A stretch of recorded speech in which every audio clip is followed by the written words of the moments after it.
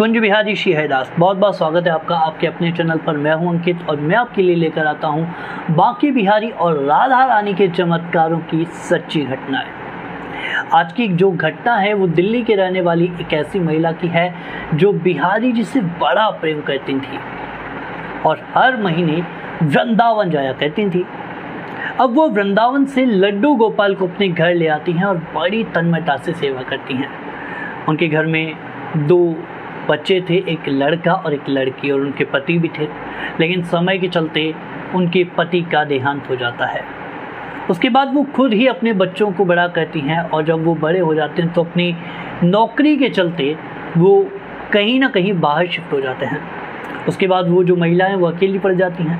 अब उनको अकेलापन खाया जाता है। उनको लगता है कि मुझे वृंदावन जाकर रहना चाहिए और वृंदावन में ही अपना जो बाकी का जीवन है वो गुजारना चाहिए। वो ऐसा ही करती हैं, वो वृंदावन आ जाती हैं और वृंदावन आकर वो बिहारी जी के दर्शन करती हैं और वृद्धावस्था अब उनकी हो चुकी थी। और एक समय की बात है कि जब वो बांके बिहारी को स्नान करवा रही थी तो अचानक से लड्डू गोपाल का जो श्री विग्रह है वो उनके हाथ से गिर जाता है। बुढ़ापे का शरीर था। अब वो देखती हैं कि लड्डू गोपाल का जो हाथ था वो टूट चुका था। अब ये देखकर वो बड़ा रोती हैं। नेत्रों से अश्रु रुकने का नाम नहीं ले रहे।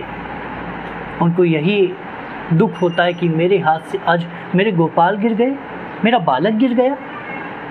अब वो उन लड्डू गोपाल को उठाकर डॉक्टर के पास जाती हैं। डॉक्टर के पास जाकर कहती हैं कि डॉक्टर साहब, आप मेरे बालक का हाथ ठीक कीजिए, ऑपरेशन हो तो ऑपरेशन कीजिए, प्लास्टर बंध रहा हो तो प्लास्टर बांधिए, लेकिन कैसे भी मेरे बेटे का हाथ आप ठीक कीजिए।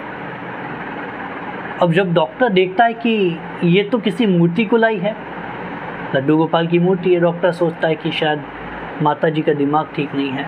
वो कहता है कि मुझे माफ़ करना, मैं ये हाथ ठीक नहीं कर सकता क्योंकि मैं इंसानों का डॉक्टर हूँ, मूर्तियों का नहीं। आप किसी मूर्तिकार के पास जाइए, हो सकता है कि वो इस मूर्ति का हाथ ठीक कर दे। अब ये सुनकर उन माताजी को बड़ा गुस्सा आता है।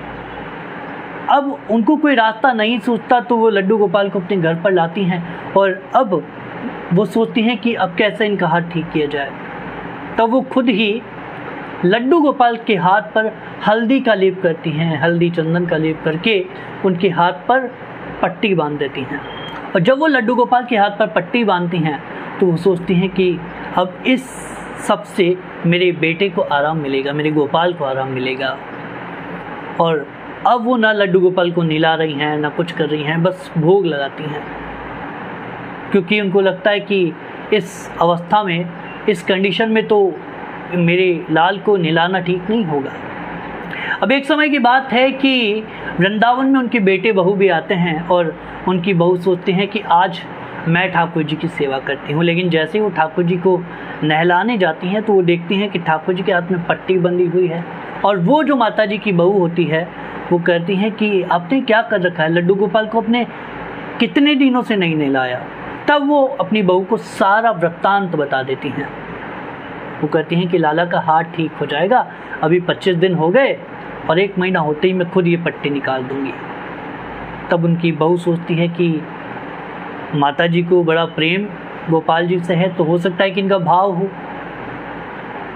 और अब वो लड्डू गोपाल को नहलाना शुरू करती हैं। वो सोचती हैं कि क्या पता माता जी ने क्या किया, एक बार पट्टी खोल कर देखना चाहिए।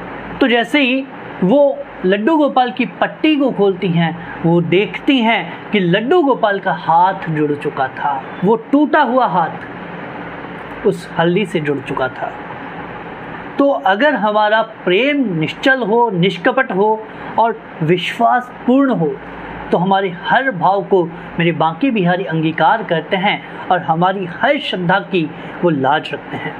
तो अगर आपके पास बांके बिहारी से जुड़ा हुआ कोई भी अनुभव हो और आप वो अनुभव भक्तों तक शेयर करना चाहते हैं, पहुंचाना चाहते हैं, तो आप अपना अनुभव हमें इंस्टाग्राम पर शेयर कर सकते हैं। लिंक हमने डिस्क्रिप्शन में दे दिया है। और अगर आप लोग हमारे चैनल पर नए हैं और हमारे चैनल को सब्सक्राइब नहीं किया है तो जाइए चैनल को सब्सक्राइब कीजिए और बेल आइकन पर क्लिक कीजिए। कुंज बिहारी श्री हरिदास।